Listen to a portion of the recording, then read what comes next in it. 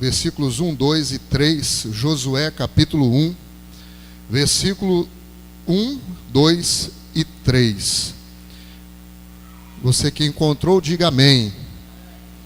Diz assim então a palavra de Deus, livro de Josué capítulo 1, versículo 1. Sucedeu depois da morte de Moisés, servo do Senhor, que o Senhor falou a Josué, filho de Num, servo de Moisés, dizendo: Moisés, meu servo, é morto. Levanta-te, pois, agora, passa este Jordão, tu e todo este povo, a terra que eu dou aos filhos de Israel.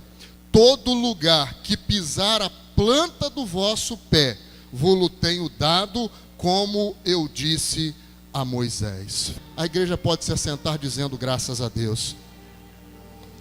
Irmãos, esse texto, talvez a base, dessa campanha, derrubando as muralhas. A gente sabe que depois da campanha que Josué faz contra a cidade de Jericó, a gente sabe o resultado das muralhas.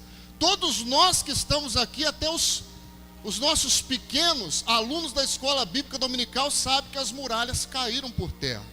Mas a história não começa no dia que o povo estava lá diante da muralha e deram um grito e a muralha caiu.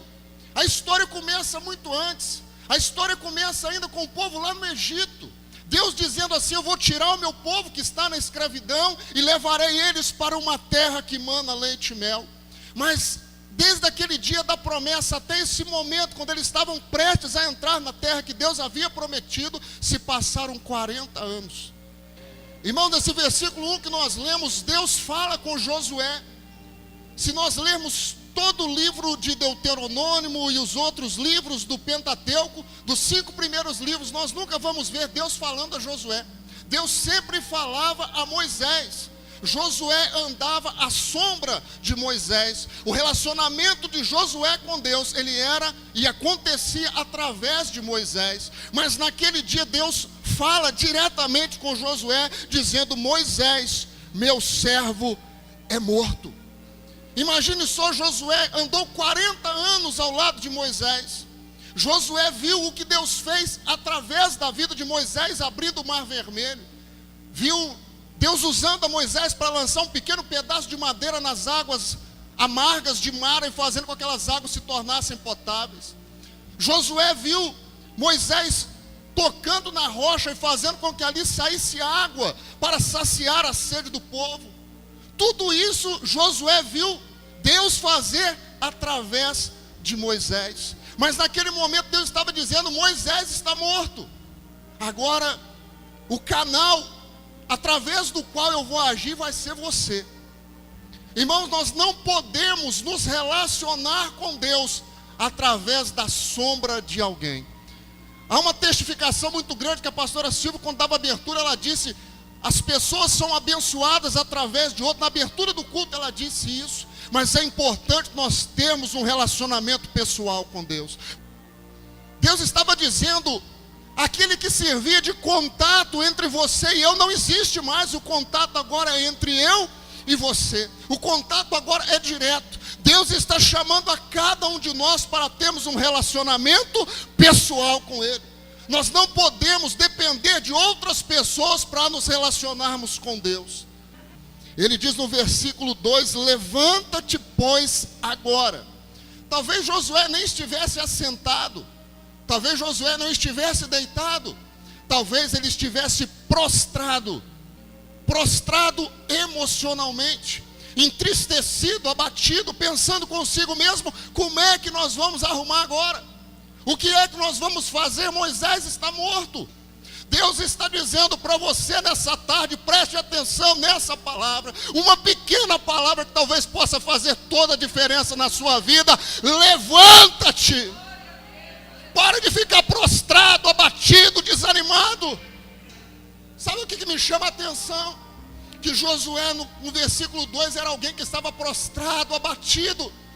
E Deus estava dizendo para alguém nessas circunstâncias: levanta, você vai fazer esse povo herdar a terra que eu prometi a Moisés, a Abraão, a Isaac, a Jacó. Você vai ser usado para levar esse povo a conquistar essa terra.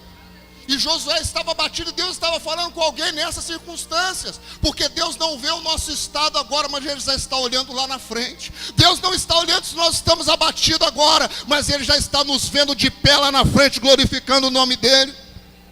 E aí diz a palavra de Deus, no versículo 10, então deu ordem a Josué, aos príncipes do povo, dizendo, passai pelo meio do arraial.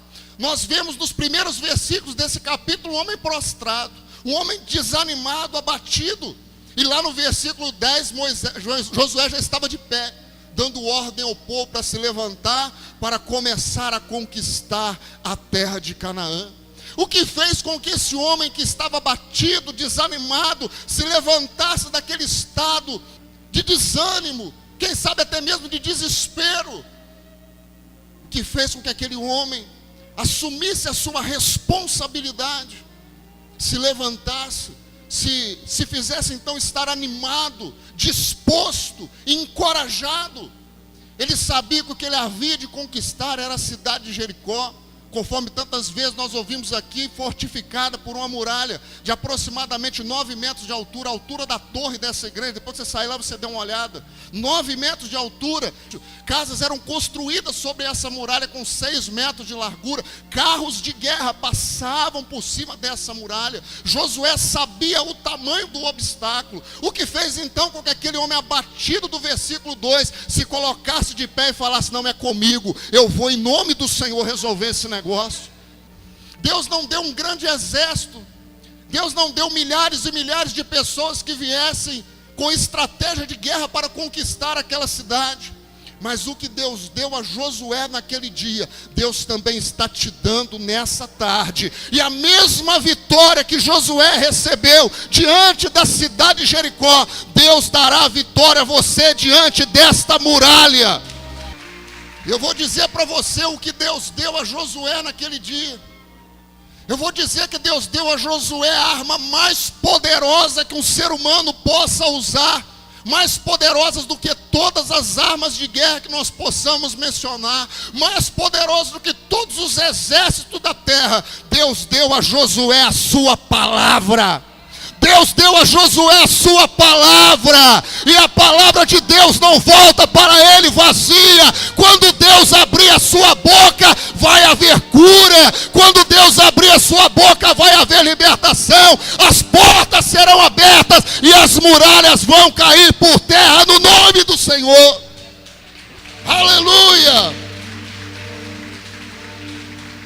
Olha o que Deus diz para Josué: ninguém se susterá diante de ti todos os dias da tua vida, como fui com Moisés, assim serei contigo, não te deixarei, nem te desampararei. Esforça-te e tem bom ânimo, porque tu farás a este povo herdar a terra que jurei a seus pais lhe daria. Fecha os teus olhos, eu quero liberar essa palavra sobre a sua vida nessa tarde. Fecha os teus olhos, fecha os teus olhos. Ouça como se você estivesse ouvindo a própria voz de Deus, como Josué ouviu naquele dia. Não te mandei eu, esforça-te e tem bom ânimo. Não pasme, nem te espantes, porque o Senhor teu Deus é contigo por onde quer que andares.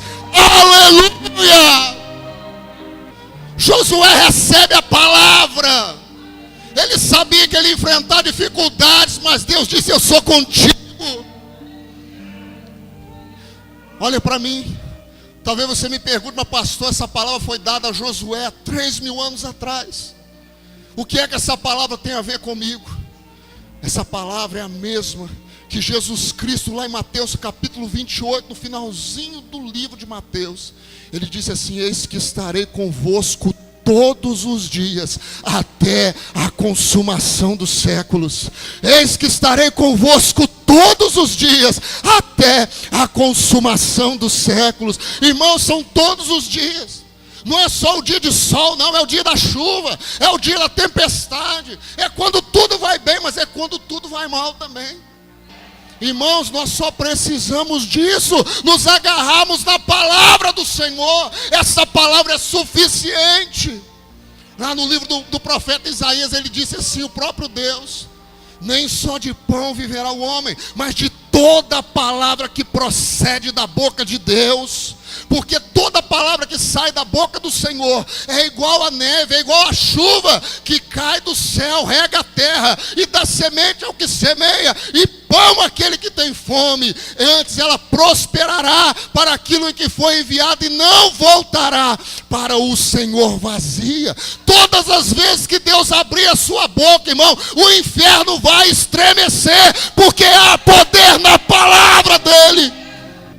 Creia na palavra, ele é contigo. Pastor, você não sabe o tamanho da muralha e nem quero saber. Deus é maior do que essa muralha.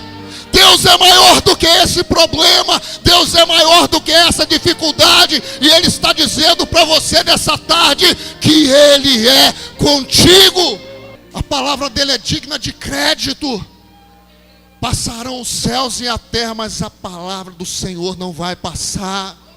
Diz a palavra de Deus no livro de Números, que Deus não é homem para que minta, e não é filho do homem para que se arrependa daquilo que disse. Se Deus prometeu que vai fazer, se Deus prometeu que vai fazer, continue caminhando, porque Deus vai fazer. Tão somente esforça-te, tem bom ânimo, não pasme nem te espantes, porque o Senhor teu Deus é contigo por onde quer que andares.